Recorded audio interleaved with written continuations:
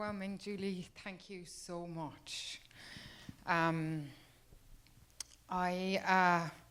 wrote things down because I get too nervous saying these things. But thank you, Mark and Mill Hill Valley Film Festival, for having our beautiful film screen here and having me and my family come to San Francisco. I've never been to San Francisco, so it's really, this is all gorgeous. One of the great privileges of my life has been to hold and be held by the extraordinary life force of women who I've met in my travels. They have inspired me, they've challenged me, they've lived through me, loved with me, been tough on me, tenderized me, and dared me to dig into the mess and magic of just being a human. I am nothing without my soul sisters. And Chloé Zhao, you are one of them.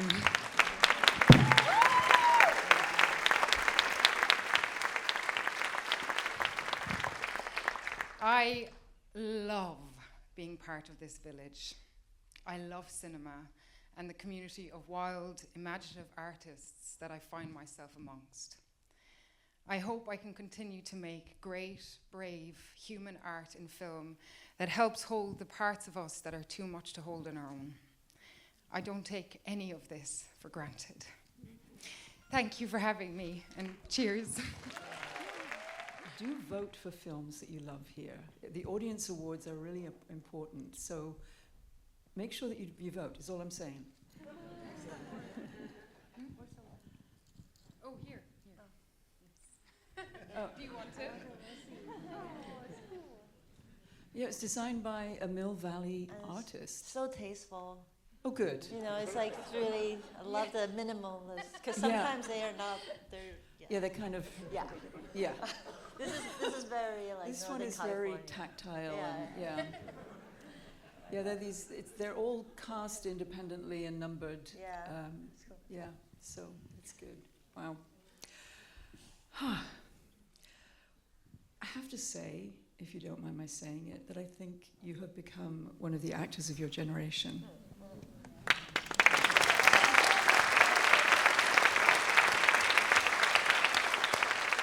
It's beautiful. I mean, when I saw this film for the first time, the thing that really struck me was that it's a testament to the actor-director relationship.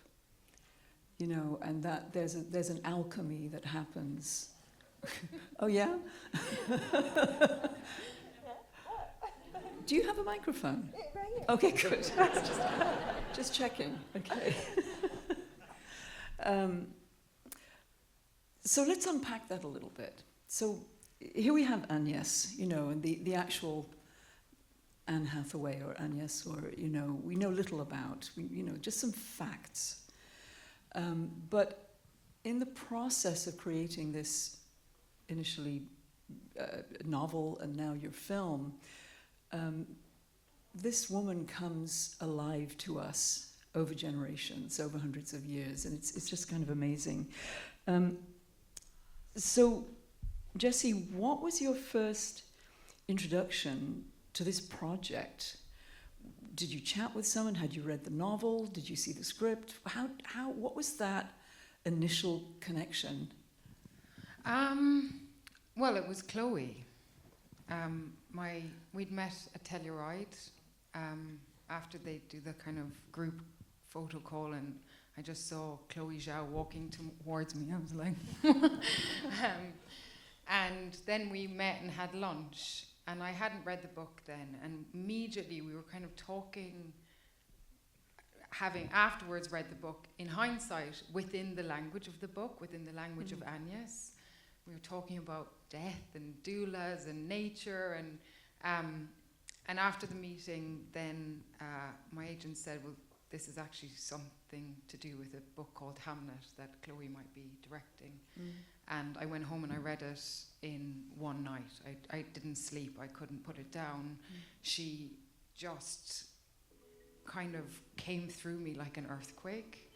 And it's such a, those moments and those kind of, even those initial experiences are so tangible and they're so rare.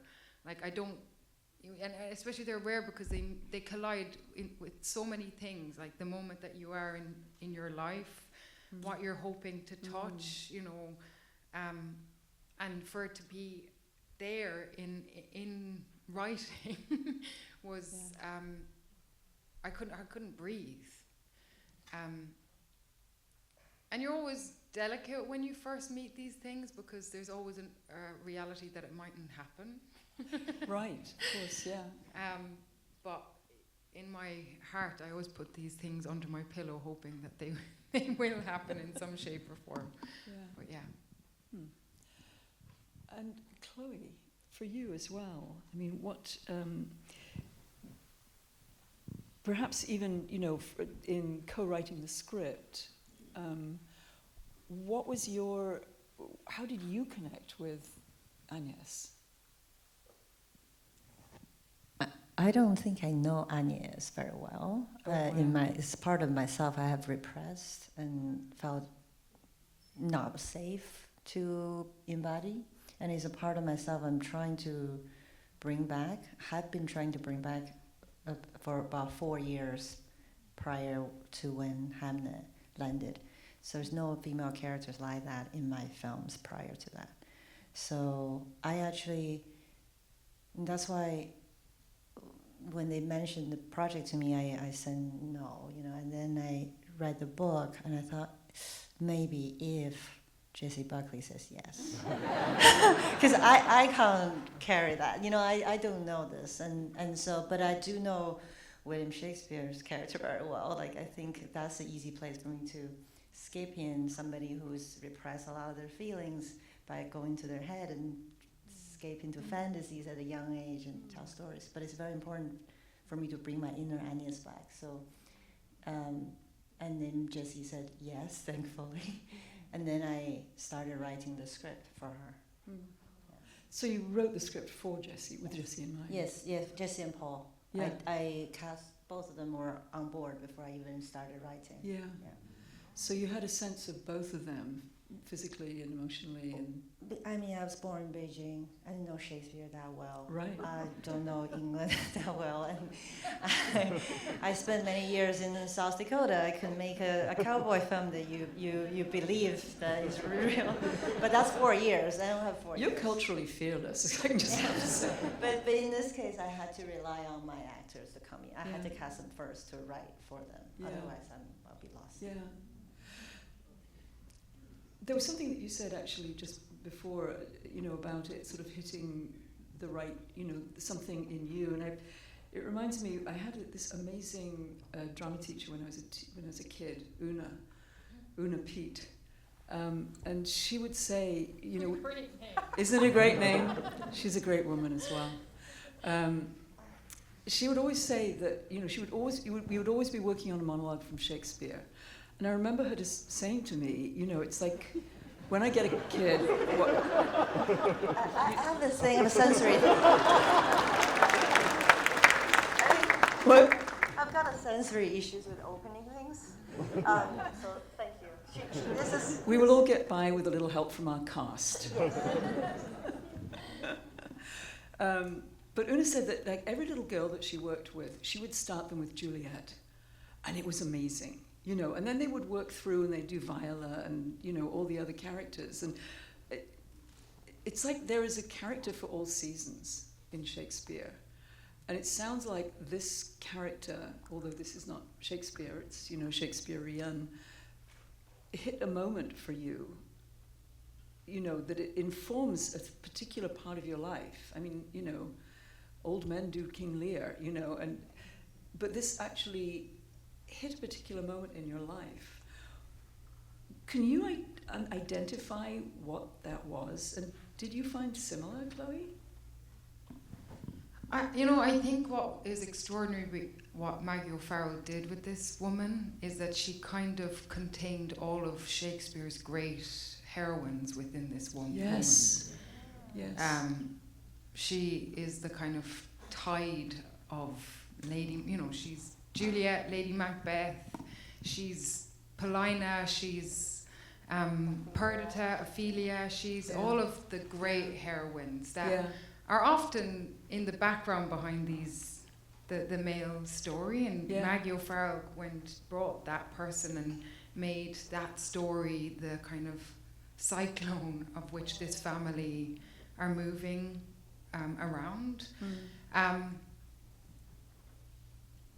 I love women.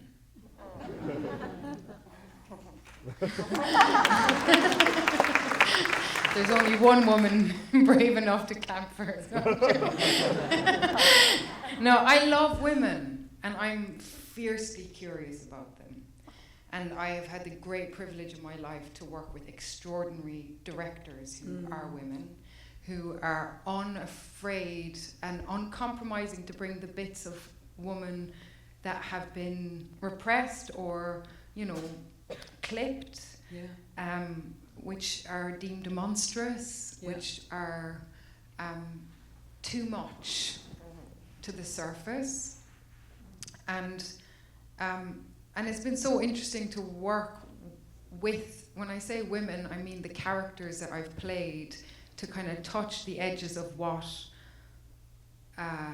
those bits that have been pushed down might be. Like Marieke in Women Talking is a hard armadillo of a woman, but I know that woman. She's not easy. She's not easy to live through or with, but I needed, in order to incubate the bit that was hard, I had to know it more. And I think the last few years I've been like just curious about the bits that have been pushed down or unpalatable. The unpalatableness of what it is to be a woman. I've been hungry to like tenderize and know and incubate and metabolize in myself. And I think Agnes contained all of that journey to this point in my life and was able to birth something new within myself, but also within, I think, in the story, she, and she goes on that journey too. So I think all of that.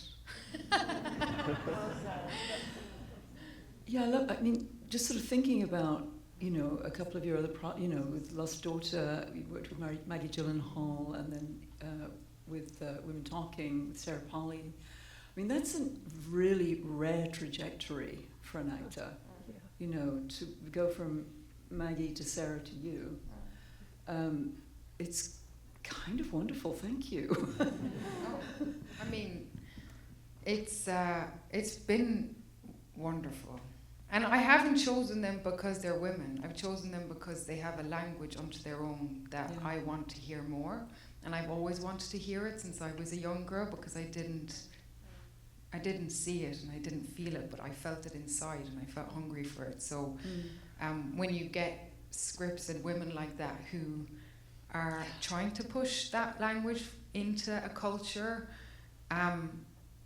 is a gift. Yeah.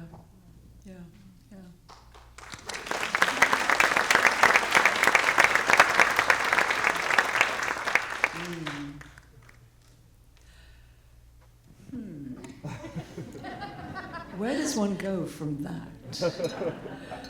I'm going to go another step further. Something I've never talked about on stage before is grief. Well, have you? Maybe grief. You have all the time. Okay, every time. Okay. So let's go. Well, let's go there. Okay, great.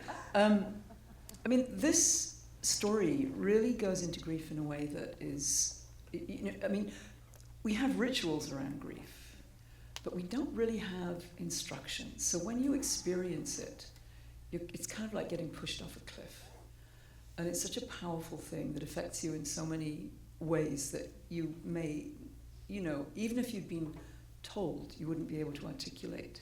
So how was it working with a theme like this in this film? And how was it, did you feel safe? How did you go into those moments of losing a child?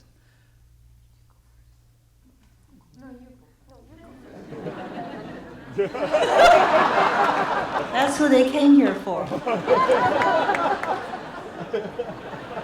So Jessie, would you like to start?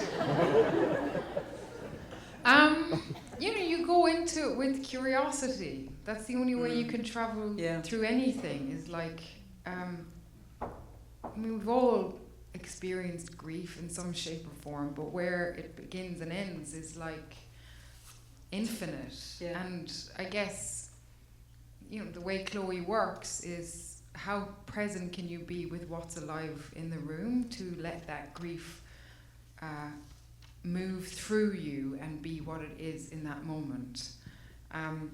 But it's also, I mean, I am a mother now. I wasn't a mother at the time. It is unimaginable to me what that must be like. And with absolute respect, I knew that if I was to tell the story of this grief with respect and justice, I had to just excavate the possibility or the imaginative possibility of what that might be, and I sought help. You know, I read Joan Didion's novels, and used tools, you know, like music or my own dreams. You know, things that I was probably mourning that were coming into my unconscious as I was working, and in an abstract way using that as a means to sow the seeds of the lives we were living while we were filming. But you can't describe it, you know. Grief is, and it's all personal, and that's what's, grief has its own journey for every single person, and that's what this film also exposes is Will has a completely different ability or skill set to express his grief than I do, and similarly with all the children. So, now you have to say.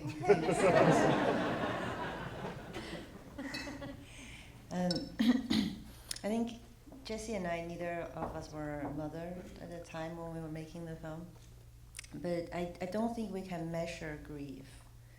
It's very personalized, and it is not just you. It's familial, it's ancestral, it's collective. There are things that stuck on us since the moment we were born to this very moment, us in the room together. I feel like I can say most of you in this room had experienced grief of your own kind. You know, that some you might not even have allowed yourself to feel. You know, like myself, I can say that. And I think to do this film, I knew I needed someone who isn't afraid, through the modalities that we provide and the environment and her own research and the environment we build on set, isn't going to be afraid to excavate, how do you say it? And then excavate, and then to drop in, to allow the deepest grief, her mother, the women in her lineage, and the men, whatever she's carried with her since the day baby Jessie was born, that she is not going to be afraid, let her body experience that in those moments. And that's what you saw on screen. And that's what connects us past, present, future, wherever country you're from. Like, that stuff is human, right? And we try to create a film set when only that matters. Not my vision, not Maggie's vision, not anything can go. When moments like that comes out of our actors, that's what we guard, like, fearlessly in the edit, you know, because that is the rawest human truth, is in the present moment and is timeless. So, very brave, not comfortable. Good job.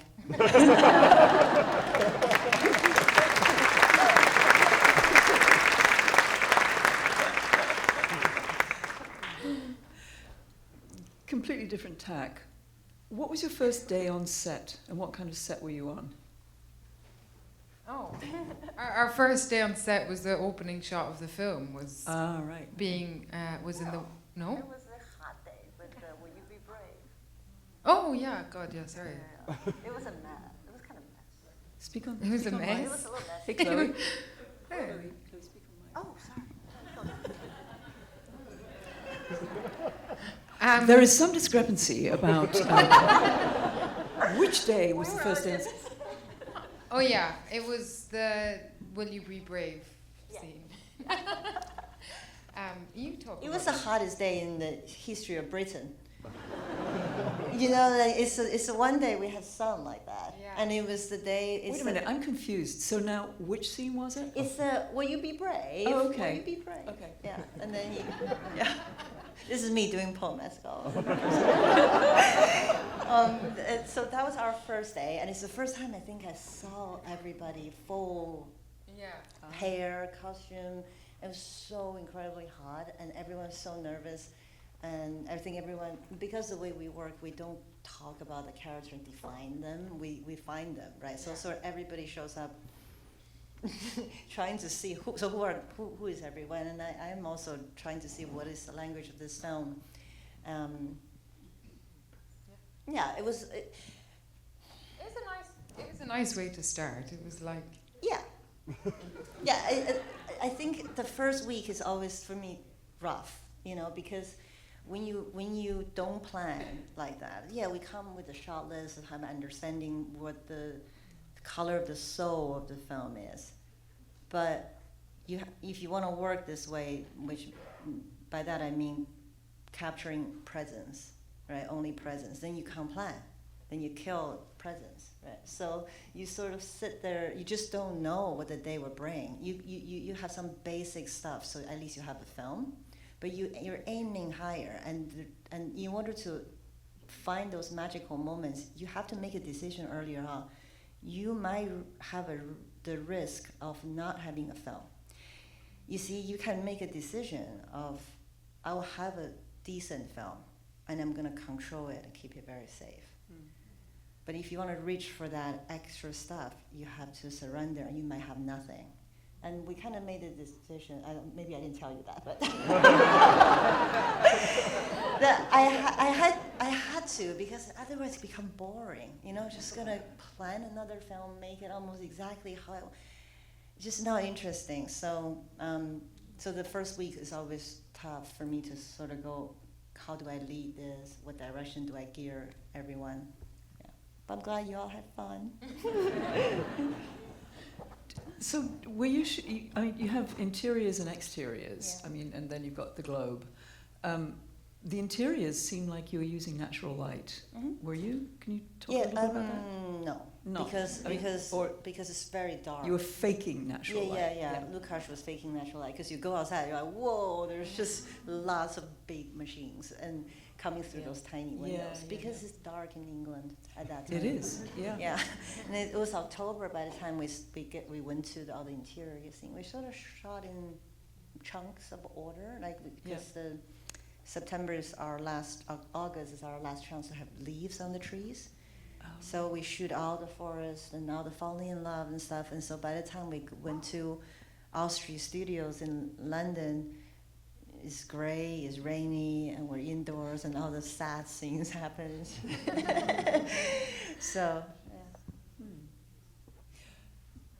yeah. The other thing that really struck me with this film was that it, you know, quite often with historical dramas, there sort of comes with the idea of it something that almost can be very mannered and stilted, and this felt this felt completely contemporary to me. I mean, was there intentionality? I mean, was that in mind for you, just to create a world that just was now, if you see what I mean? I definitely got some pushbacks from a lot of different places, because it's not historically accurate. Like Paul's hair is not historically accurate, right. But I saw the historically accurate version and I said no. Like, I just want Shakespeare to look sexy. It's as important to me. That's my vision. So. So we kept his hair the way it is, you know, and Anya's now wearing something covering her hair in certain places. You know, we made some language, I'm sure you can tell, is not historically accurate. Even the phrase "keep your heart open," it's not historically accurate because open heart surgery hasn't been invented. So the idea of like being open heart, that concept didn't exist at that time. But that doesn't, you know, we believe this is a darker fairy tale, you know, like the allegorical storytelling. So we can, as long as the world is consistent within the film, I think you won't be offended too much. Yes, indeed. Well, I think we're about at the end of our time. So I want to thank you both so much for being here, for making this film, and I wish you a great journey over the next months with it. Thank you. Thank you.